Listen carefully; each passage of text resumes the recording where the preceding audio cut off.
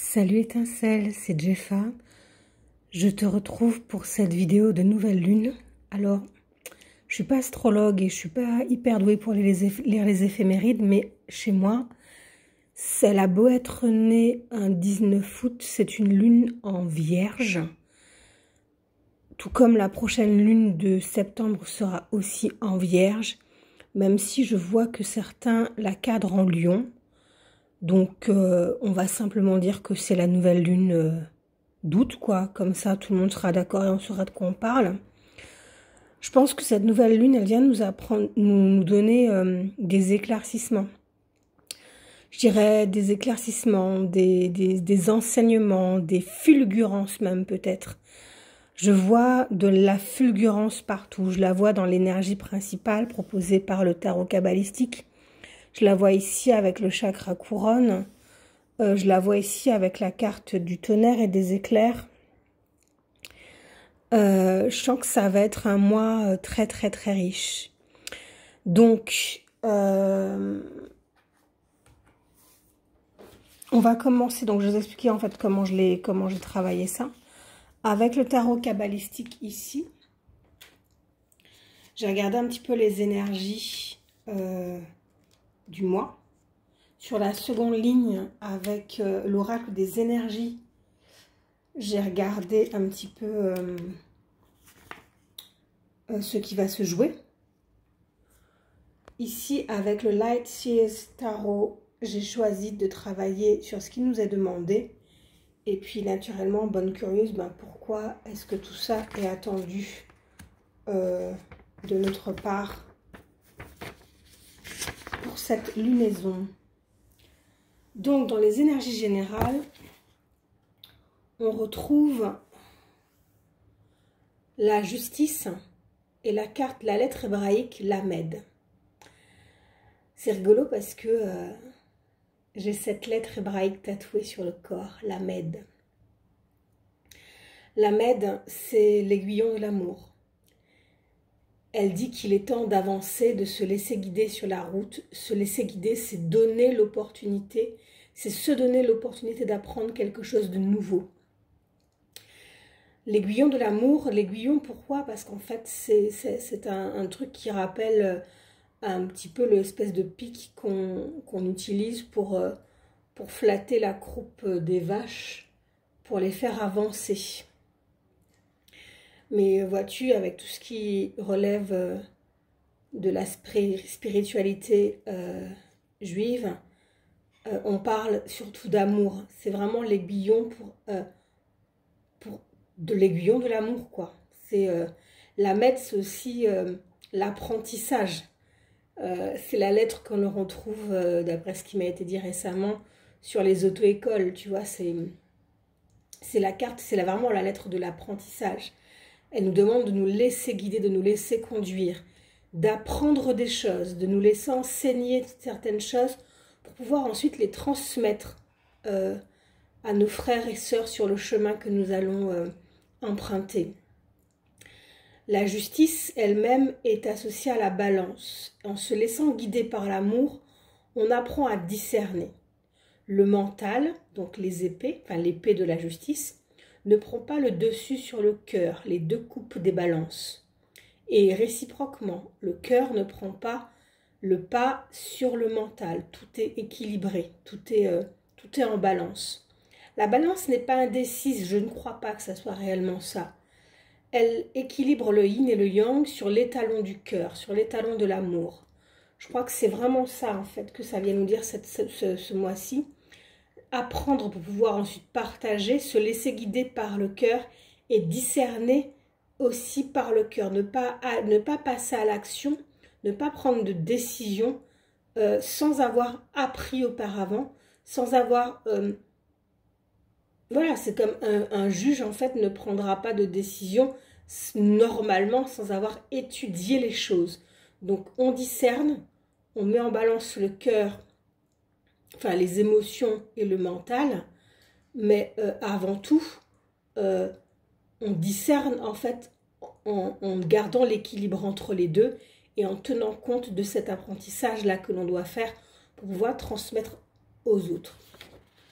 ce qui se joue, eh bien vois-tu, ce qui se joue, ça nous parle réellement de ça, de cette fulgurance-là. On a l'archange Uriel avec le 7e chakra. La famille heureuse.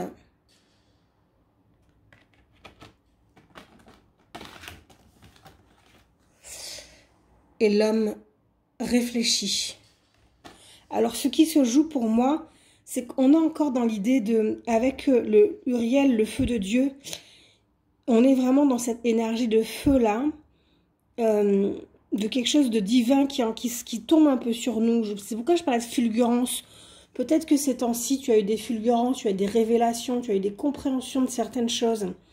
En fait, ta couronne, ton chakra couronne est actuellement fortement activé depuis quelque temps. Pour vraiment, on te demande, enfin ce qui se joue, c'est vraiment écouter ta guidance, écouter ton intuition. Mais pour pouvoir écouter sa guidance et son intuition, il faut faire quelque chose que savent faire les hommes réfléchis, c'est se taire. Se taire et écouter.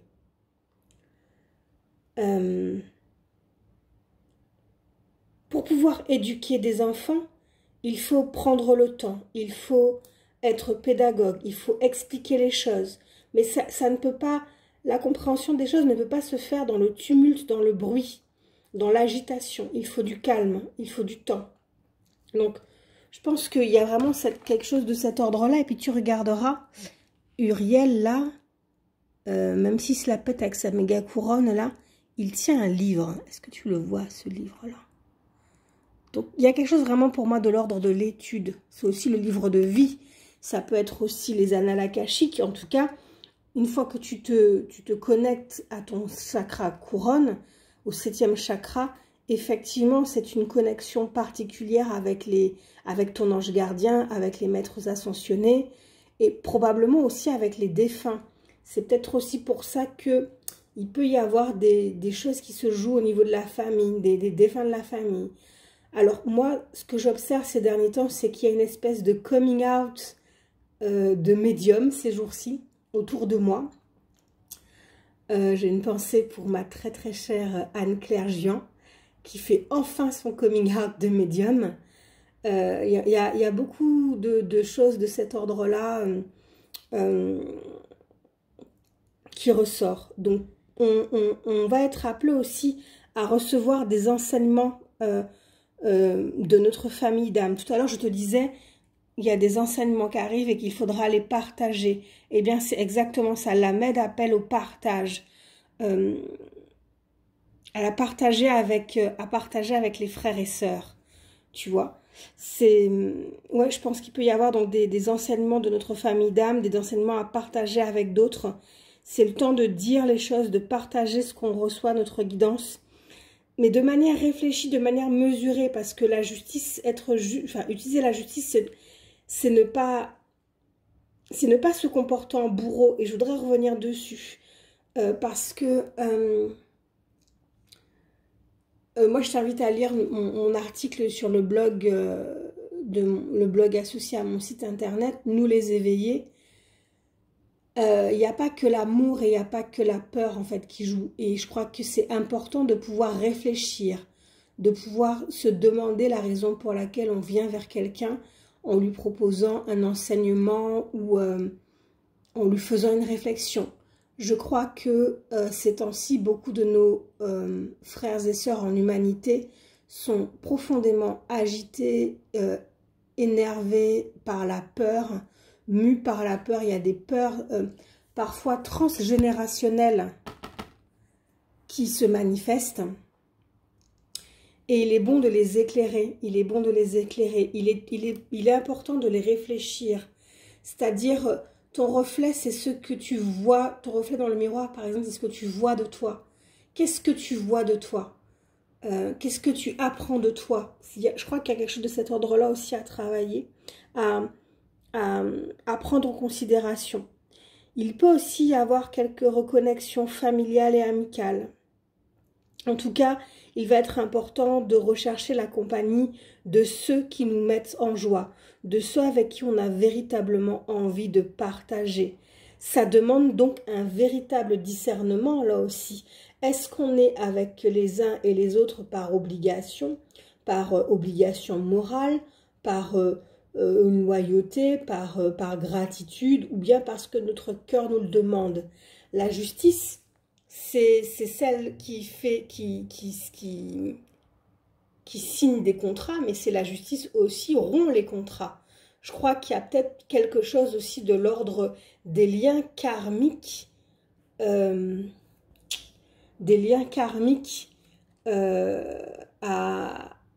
renouer ou à couper dans cette affaire-là. Donc, ça va être le temps de discerner aussi nos relations, la relation avec les personnes qui sont proches de nous et de vraiment revenir à ce que je disais plus haut, se laisser guider par le cœur. Ce qui t'est demandé, ben là on a quand même déjà 2 arcanes majeures, le soleil, le fou et ensuite le 7 de coupe et le roi de denier. On va te demander de recevoir les énergies supérieures. Tu vois, elles sont là partout. Hein. Elles sont dans la Mède, elles sont dans l'archange Uriel et le 7e chakra. Elles sont sur cette carte du soleil avec cette femme qui a les bras ouverts et qui se laisse, qui reçoit abondamment la lumière et les énergies solaires, reçoit ces énergies supérieures. Le soleil aussi nous parle de fraternité, comme avec la famille heureuse, ici plus haut. Donc, quel est ton rapport avec tes frères et sœurs? Avec tes frères et sœurs de la même famille, hein, du même sang que toi, du même nom que toi, mais aussi avec tes amis, avec ta famille d'âme. Quelles sont toutes ces énergies? On regarde ça sur plusieurs étages, sur plusieurs niveaux. Quels sont tes liens avec ces personnes-là? Quels sont tes liens aussi avec les puissances supérieures, tu vois? Le soleil nous parle aussi de paternité. Donc, il y a peut-être quelque chose aussi à voir au niveau de la paternité. Ça peut être super intéressant. Cet homme réfléchi là, est-ce qu'il est un bon père de famille? Est-ce qu'il rend sa famille heureuse? Est-ce qu'on n'est pas dans une énergie très masculine avec cette lune en vierge pourtant, où on nous demande aussi, on demande aux masculins, aux hommes, de se reconnecter à leur cœur et de prendre soin de leur famille. Est-ce que ça pourrait être ça aussi? Le fou ici présent, eh bien, nous demande d'oser nous lancer. S'il y a des projets, s'il y a des envies, le fou nous demande d'oser nous lancer. Il faudrait que je regarde un peu plus près parce que j'arrive pas à voir ce que c'est. Ben moi, j'arrive pas à savoir ce qu'elle tient dans sa main, cette fille, mais bon. Oser nous lancer, prendre des risques, aller de l'avant en se faisant confiance, parce que effectivement, quand on écoute sa guidance, quand on se laisse enseigner en silence, quand on apprend les choses, on n'a pas peur, on se fait confiance, on n'a pas peur de sauter dans le vide, on n'a pas peur de faire des choses inédites, de faire des choses que d'autres n'osent pas faire, on n'aurait pas imaginé faire. Ici, j'ai envie d'entendre le 7 de coupe comme une invitation à oser rêver. À oser rêver, à voir un petit peu. Alors, on n'est pas dans l'idée d'avoir le choix, de devoir choisir quelque chose, mais d'oser rêver, de regarder toutes les opportunités qui animent notre cœur.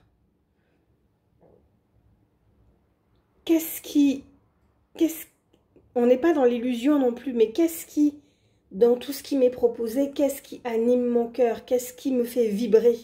Qu'est-ce qui me met en joie? Voilà ce qui nous est demandé aussi. Et puis ce roi de denier, ce roi de pentacle, tu le vois là, il est avec son chien loup, assis à ses côtés, il est tranquille, il est pépère. Le roi de pentacle, c'est celui qui a bien travaillé. C'est celui qui a bien travaillé, il est tranquille, il est prospère, c'est aussi un homme réfléchi. C'est un bon père de famille. C'est celui il n'a pas amassé des richesses pour le plaisir d'avoir de l'argent. Il a acquis cette abondance-là matérielle pour la partager avec sa famille, avec les gens qu'il aime. C'est réellement le bon père de famille. C'est aussi la raison pour laquelle je pense que quelque chose va se travailler ce mois-ci sur la paternité. Et si tu n'es pas papa, toi, femme qui me regarde, eh bien, ça te demande en fait d'évaluer les moyens que tu te donnes pour accéder à ces buts-là, que tu vas te fixer après avoir choisi en écoutant ton cœur. Ça te demande aussi de voir comment tu partages tes ressources réellement, comment tu prends soin de toi et comment tu prends soin des autres. À quoi tu restes fidèle? Parce que c'est pas de l'argent juste pour de l'argent, c'est vraiment de l'argent dans le partage. Voilà. On a un petit peu, voilà, ces deux gars-là, en fait, ils regardent tous les deux un truc doré. Je sais pas si tu as vu. Hop, enfin, lui, il regarde quelque chose dans sa main. Et dans un autre style, ce roi de Pentacle aussi regarde quelque chose dans sa main.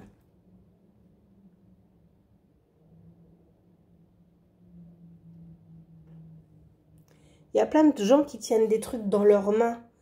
La justice tient quelque chose dans sa main. J'ai regardé ça à l'instant. La justice tient quelque chose dans sa main, si tu regardes bien. Elle tient les balances et l'épée. L'homme, il tient quelque chose dans sa main. Ils se tiennent ici par la main. Uriel tient quelque chose dans sa main. Elle, celle-ci, le fou ou la folle, je ne sais pas comment l'appeler, tient un truc dans sa main. Bref, ils ont tous quelque chose en main. Est-ce que ça ne voudrait pas dire que nous avons aussi les moyens de faire les choses? Nous avons cette richesse-là. Est-ce que, voilà, avoir le cœur sur la main, mais pas la vraie générosité, en fait, c'est celle qui n'attend rien en retour. Si tu rends service aux gens en espérant qu'il y ait un retour, il faut quand même que tu saches que tu ne fais pas une bonne action. Tu es en train de payer l'affection et l'intérêt des gens pour toi. Ce n'est pas tout à fait la même chose que te donner avec amour et de manière inconditionnelle. Bon, en tout cas, il y a quelque chose qui se joue sur la paternité, sur la famille, sur les amis, sur le fait de recevoir des choses, sur le fait d'écouter sa guidance, sur le fait de se laisser enseigner, de partager ses enseignements, de partager ce qu'on a sur le cœur, de décider de faire les choses avec le cœur. Alors pourquoi? Pourquoi? Tout simplement pour que tu te rendes enfin compte que tu es quelqu'un de puissant. Est-ce que tu sais que tu es quelqu'un de puissant? L'idée, c'est d'exprimer sa puissance sans laisser rien ni personne te diminuer. Cesse de donner foi aux attitudes méprisantes des autres. Cesse de te nier. En te niant, tu as ça a des conséquences sur toi-même. Tu finis par croire que tu n'es bon à rien, que tu es incapable. Mais c'est aussi des conséquences sur les autres avec qui tu es lié. C'est-à-dire que si tu ne crois pas en toi, tu ne te donnes pas la possibilité de partager équitablement tes connaissances avec ton groupe, avec ta communauté. Donc, c'est super important de cesser de se nier. On arrête de se nier, on retrouve sa puissance, on a foi en sa guidance. On laisse le feu de Dieu, le feu du ciel, nous illuminer, nous fortifier, nous éclairer. On le laisse nous ébranler réellement pendant ce mois, nous ébranler par des nouvelles connaissances, par des nouvelles capacités. On évacue aussi la colère hors de soi. On libère son énergie et on apprend à gérer avec le cœur et avec l'amour de Dieu les énergies difficiles. Ouais, je trouve ça assez chouette, ce qui nous est proposé de vivre en cette nouvelle lune d'août. Ça me plaît beaucoup. Je trouve ça, c'est à la fois très fort, très puissant, et en même temps, je trouve ça très doux. La même douceur d'un papa. J'ai beaucoup parlé de mon père la semaine dernière parce que c'est un homme exceptionnel, que tout le monde devrait avoir le papa que j'ai. Mais sauf que je ne le partage pas parce qu'il est que à moi. Oui, j'ai 41 ans et j'ai pas terminé mon complexe d'Oedipe. Et alors, voilà, c'est comme ça. Mais en même temps, si vous le connaissiez, vous comprendriez que je suis pas totalement folle, quoi. Je suis pas totalement bonne à enfermer. Que